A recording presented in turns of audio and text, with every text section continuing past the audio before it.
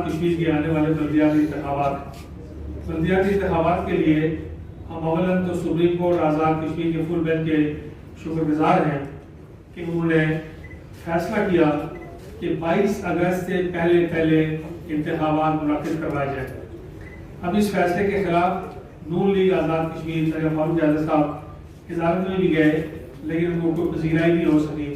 عدالت اپنی بات پر قائم ہے کہ 22 اگست سے پہلے بلدیاتی انتخابات ہونے چاہیے۔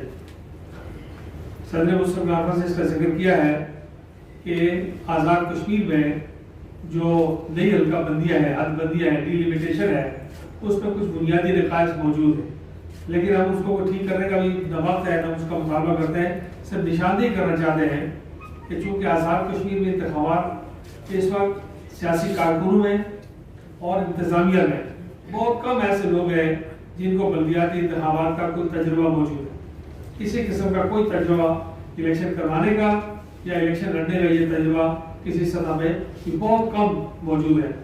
30-35 سال سے زائد عرصے کے بعد بلدیاتی انتخابات ہونے جا رہے ہیں۔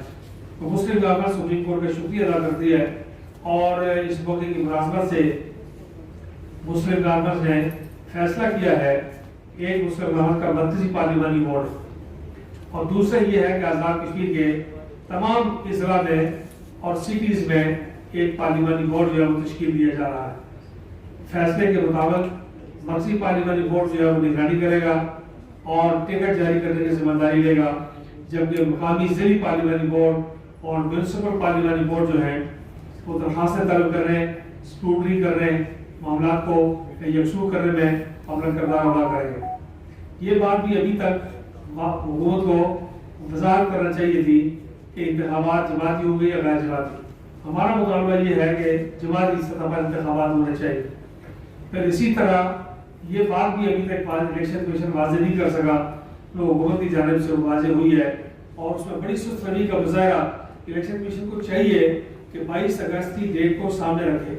سپریم کورٹ کے فل بینچ کا فیصلہ اب آزاد کی حکومت تبدیل نہیں کر سکتی، الیکشن کمیشن تبدیل نہیں کر سکتا۔ انہیں چاہیے کہ اس فیصلے کو عمل درآمد کرنے کے لیے 45 دن پہلے شیڈیول کی ساری کارروائی جو مکمل ہو جائے گی۔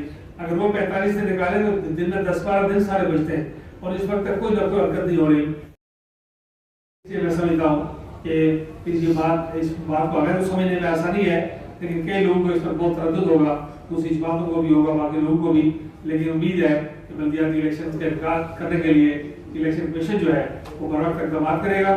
اور جو جن اقدامات کا میں نے ذکر کیا ہے، دو بڑے واضح بات ہیں کہ الیکشن جماعتی ہوں گے یا غیر جماعتی ہوں گے، اس کی وضاحت کی جائے۔ الیکشن قانون نظام کے تحت ہوں گے، ضلع کونسل کے ممبران اور ضلع کونسل کے چیئرمین والے قانون موجود ہے۔ اگر پاکستان کے نظام کے ساتھ چل رہے ہیں تو اس کے لیے ایکٹ میں ترمیم کرنا پڑے گی۔ لوکل باڈیز کے بارے میں آپ نے پوچھا ہی نہیں، اس کا مطلب ہے صدارت صاحب یہ بتائیں آپ، لوکل باڈیز یہ بلدیاتی الیکشن ہونے جا رہے ہیں اور کافی عرصہ کے بعد آپ کو پتہ ہے کہ جو بلدیاتی الیکشن ہوتے ہیں یہ گلی محلے کی سیاست ہوتی ہے، اس میں جو آپ امیدوار لاتے ہیں ان کا زیادہ تر لوگ ان کو سیاسی وابستگی سے زیادہ ان کے پرسنل جو تعلقات ہوتے ہیں، اس کا رکھ رکھاؤ ہوتا ہے، اس پہ وہ ووٹ دیتے ہیں۔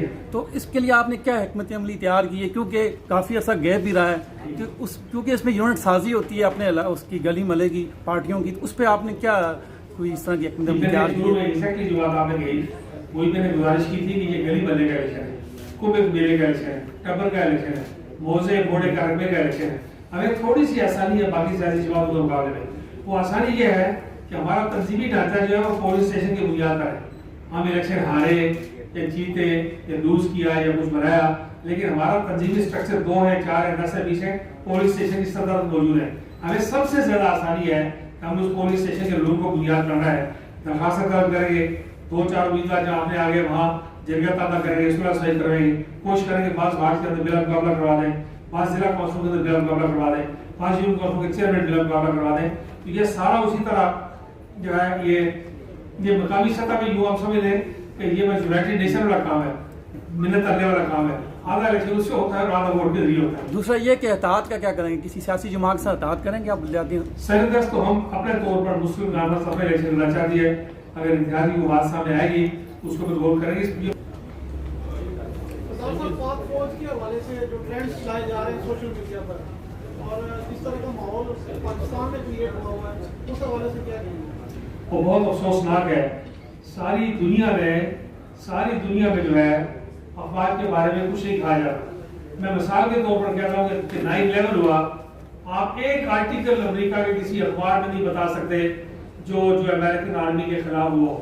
حالانکہ وہ جائز بنتا تھا کہ امریکن آرمی اور انٹیلیجنس کے خلاف جو جنرل پرویز مشرف نے CNN کو انٹرویو دیتے ہوئے کہا تھا کہ آپ کے لوگ تھے، آپ کے تمیز یافتہ تھے، آپ کے طیارے تھے، آپ کی سرزمین تھی، آپ کے ملک کے اندر ملک استعمال ہوا. اس ساری بات کے باوجود آپ کچھ نہیں کر سکے. اور دیکھیے جہاں فوج کمزور ہوئی ہے، لیبیا میں، شام میں، عراق میں، یمن میں، مصر میں، کابل میں، ان سارے علاقوں میں جہاں فوج کمزور ہوئی ہے وہ ممالک کا اثر دیکھا گیا ہے.